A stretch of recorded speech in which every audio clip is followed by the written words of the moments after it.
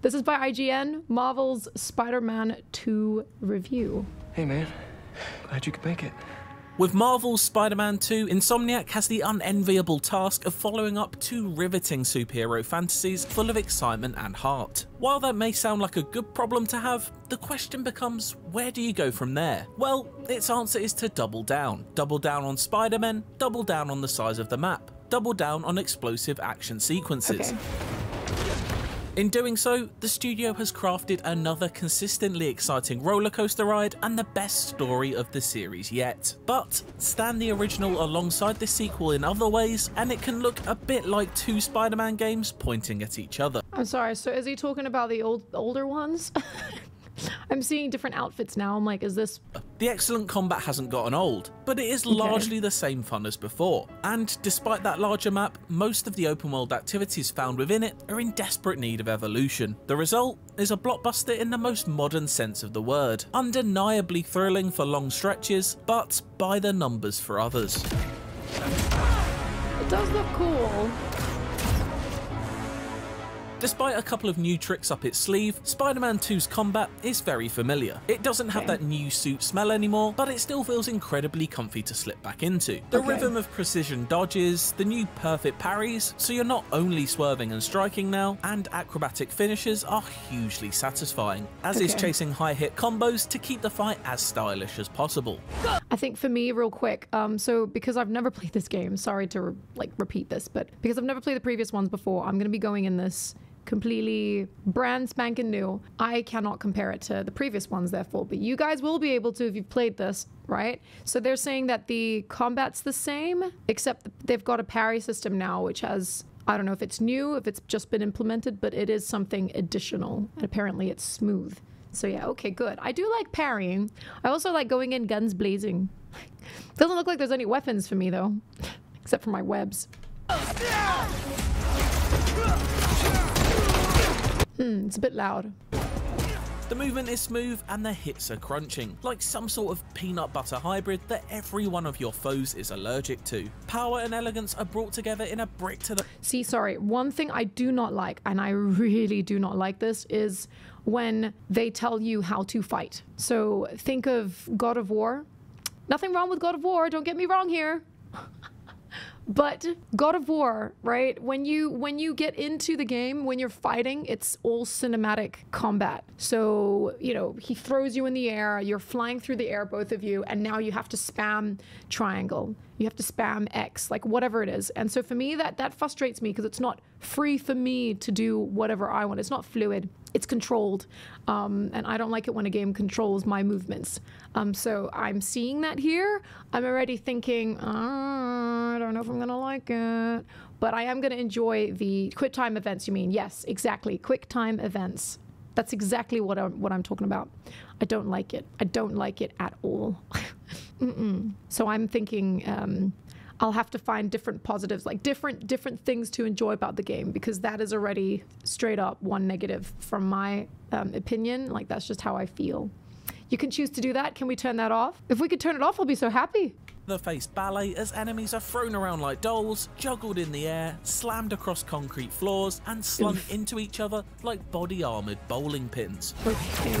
But, naturally, never killed. Every bone in their body may be broken, and every organ punctured, but of course, they'll somehow live to commit crimes again. Overall, there's slightly less emphasis on stealth encounters this time around than in either Spider-Man or Miles Morales. As someone who found the stealth action of the previous games a little simplistic and routine, this new, louder approach is welcome. Naturally, there are story missions where Miles or Pete have to slink across ceilings and take out thugs who never look up, but Spider-Man 2 is much more eager for you to get into the action, with many abilities designed... I called it earlier on. I'm like, well, he's right there, and they can't even hear him. They don't even look up. They don't even see him.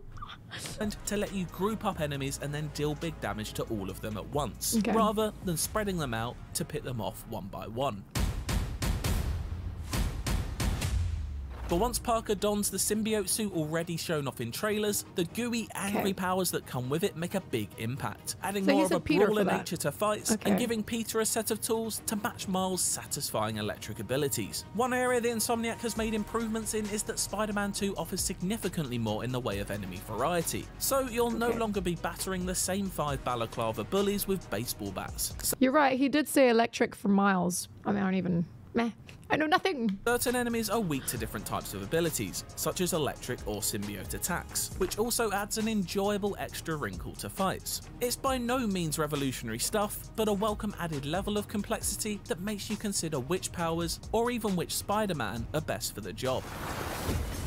That's not to say there aren't benefits to taking a sneaky route though. There are many perch takedown possibilities offered and new toys to play with too, such as the web line, which allows you to create your own high wires over your enemies to prey on them from above. It's a fun tool that allows you to reshape the tightly designed arenas into a battlefield more in your favour, and in doing so, redecorate the room with web-wrapped people pinatas. On the topic of covert ops, the playable MJ sequences from the original return, and while they are more involved this time around and serve the story well, they never add up to more than simple stealth missions or splashes of basic third-person shooting. She's certainly not sidelined, but it does feel like a little more could have been done to make her gameplay sections a bit more exciting. Combat aside, our Spider-Men can now move around their friendly neighbourhoods in more stylish ways than ever. The new web wings are undoubtedly a standout. Like Batman before him, Spider-Man can now glide and soar with ease through the city. I wonder if he can swinging swim. is as gratifying as you remember, and still one of the best ways to get around any open world.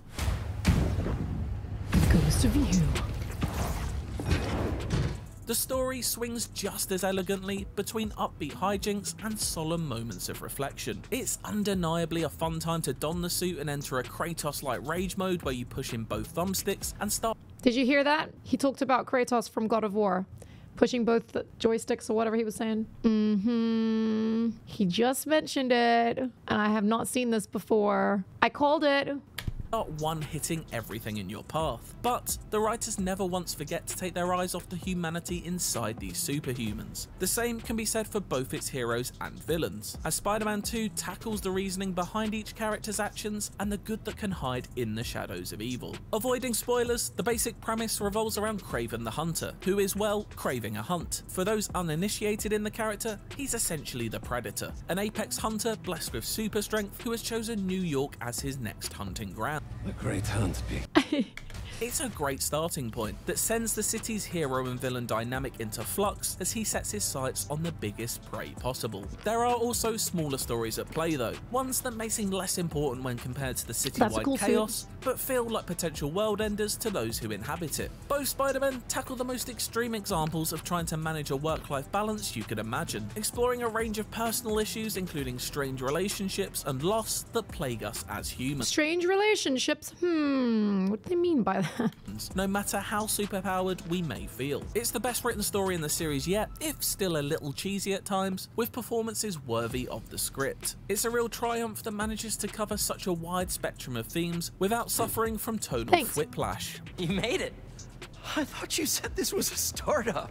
Primarily a Peter Parker story, Spider-Man 2 explores his relationship with MJ and the reintroduction of childhood best friend Harry Osborn into his life. It's always compelling to watch him contend with which pieces of the past to leave behind and what future self he wishes to be. No matter how hectic a scenario gets though, he always has a quippy one-liner ready to be expertly delivered by actor Yuri Lowenthal. I really should have stretched. Miles still gets his time in the spotlight however, and has some fantastic moments towards the end of the main campaign. Even if some of the more interesting explorations of his Puerto Rican African-American culture are reserved for side missions. Obviously, what you take from the story and its diverse cast of characters will be unique to you. On the surface, it's another thrilling superhero story packed full of surprises, cameos, and Easter eggs. But there are deeper meanings to be found here too. Mr. Morales, is it? Are you sure this isn't something you can handle yourself? I'm sure. Spider-Man 2, and to an extent all great Spider-Man stories, tackle themes of adolescence and puberty, a time of uncertainty for even the most normal of teenagers trying to control bodily fluids. I gotta get better at fluid management. We join Miles at this exact point in his life, with family ties straining, friendships facing new challenges, and life decisions of genuine importance being posed for the first time. Actor Naji Jeter displays all the range needed for the role, continuing to excel as a younger Spider-Man, maturing before our eyes. Maybe one of those scholarships has my name on it. For Peter, these themes manifest in a much more physical sense. He's in his early 20s, so has already navigated the difficult years that Miles finds himself in. But thanks to the symbiote suit, he's working his way through yet more bodily changes. This physical manifestation is also representative of mental health issues that have developed for each Spider-Man. Venom hangs over the main characters like a spectre of grief, drenching them in black as if in a state of mourning. I have to admit, I don't really like the look of this one, the one on the left. The black one, he's freaky looking, hey? Doesn't look nice. Story does a great job at gently exploring these. Spider-Man 2 is based on a true story. Oh, I look forward to reliving whoever's story it is. Peter's issues and how, when not healthily addressed, personal demons can eat at us and lead to people we care about being unintentionally caught in the crossfire of the anger. Yeah, the Venom suit, yeah. And Peter doesn't look like he's in his 20s, more like a teenager, or is it just me? I agree with you. I think he still looks very young there. He doesn't look like he's in his 20s. They should have given him like a little bit of facial hair, just like a little bit of stubble or something, because when you're in your 20s, you're trying to be all like, I'm trying to be a man, you know? So they're trying. They're trying to, I don't know.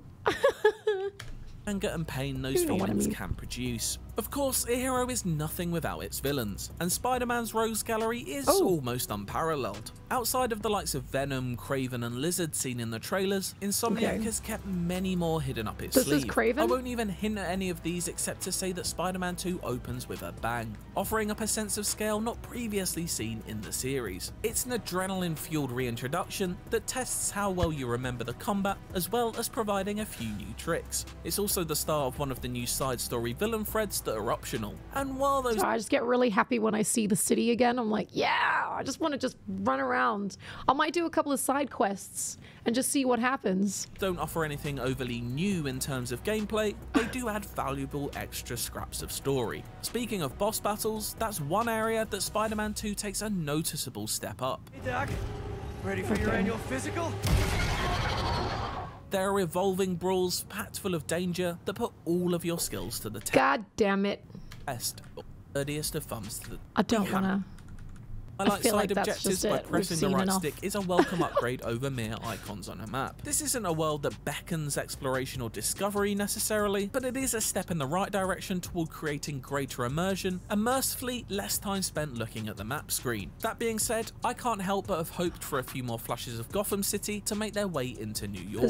Something like the spontaneous shock of Man-Bat jumping at you out of nowhere went a long way to making Rocksteady's superhero open world feel more reactive than what we get here. When you consider the evolution of open world game design that the Arkham series took over the course of the trilogy, it's a bit disappointing to see Insomniac series stuck in time when it comes to its side content and the way it presents itself to you. Standard open world filler activities are here aplenty, and that's one area where Spider-Man 2 hasn't moved with the times or shown much ambition at all. Collectibles, photo opportunities and rather basic street crimes are still here, and despite having a few slightly more interesting quirks this time around, they only very occasionally excite. Granted, the additional enemy variety in play makes these activities take a little longer to get old than they did in the past, but this still isn't quite a strong enough twist to make prioritizing photographing these jabronis over saving a house full of people from a raging fire not seem ridiculous. Whoa, guys. I mean, photo ops are very, very important, so, you know, you have to do it. Let me take this outside. There are exceptions to the rule, however. There are a couple of more involved questlines that are much more nourishing, almost to the point of being a series of mini main plot missions. My favourite was the Flame questline, which begins with simply helping out the fire. I don't know if I want to know this. Whose optional time trials and simple puzzle minigames. All of this... Thing is though, even when I watch stuff like this, I completely forget.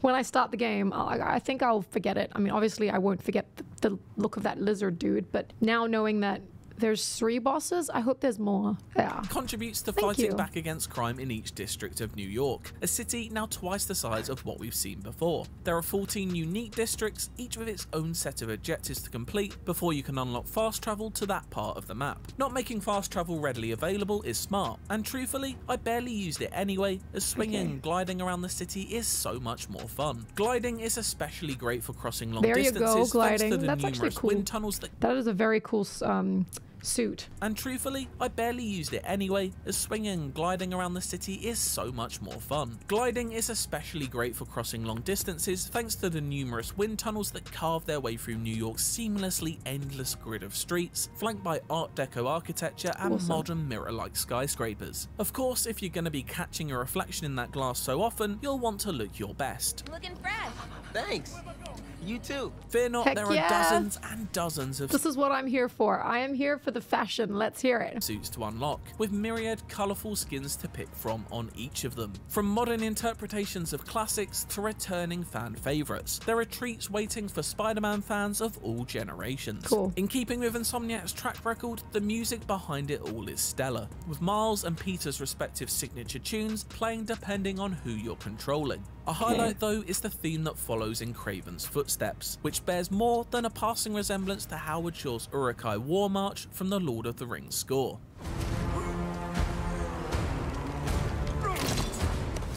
It soundtracks a world that looks stunning, even when played in performance mode at a very stable 60 FPS, as I did for almost all of my playthrough. In fact, Spider-Man 2 is a technical marvel as a whole. I can't say I noticed one drop frame in my dozens of hours of playing. I mean, you would hope not. It's on console. Yeah, it's exclusive to Sony. It is exclusive to PlayStation 5. Yeah, sorry, PlayStation 4. That's what they said. Allows Spider-Man 2 to shine in its most jaw-dropping moments, of which the story offers many, as explosive action, sparkling electrical effects, and fittingly slimy symbiote gloop fill the screen. So, what do you think? It's good. As a sequel in a spectacular series, Marvel's Spider-Man 2 is both blessed and cursed. Its story of 2 Spider-Men is a great time and a Spidey fan's dream to play through as comic book pages are brought to life, elegantly walking the tightrope between light humour and heavier themes. Meanwhile, Insomniac refines a successful formula of combat and web swinging without revolutionising either in major ways, making them comfy and familiar with just enough new tweaks and abilities to elevate them to fun new heights. Is all this just a game to him? The part that feels like it actually needed a radical rethinking is the open world of New York City, which has been made bigger but not better, with an exhausting checklist of mostly Bigger but not better. Why?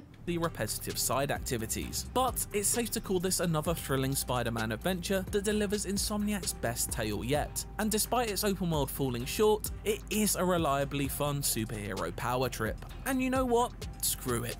It really did make me feel like Spider-Man So 2. the IGN is still rating their games out of 10, huh? Okay. What does that mean to be an 8 out of 10? Like, what exactly does that mean? What other games have they given an 8 out of 10 that I can, you know, cross-check on and see if I like it? Just an 8? To me, numbers mean nothing. It doesn't mean shit, honestly speaking.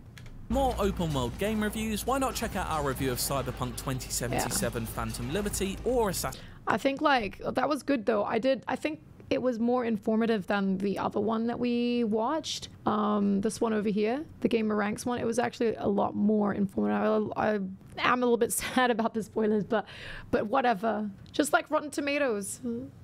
Is this Spider Zara? It is!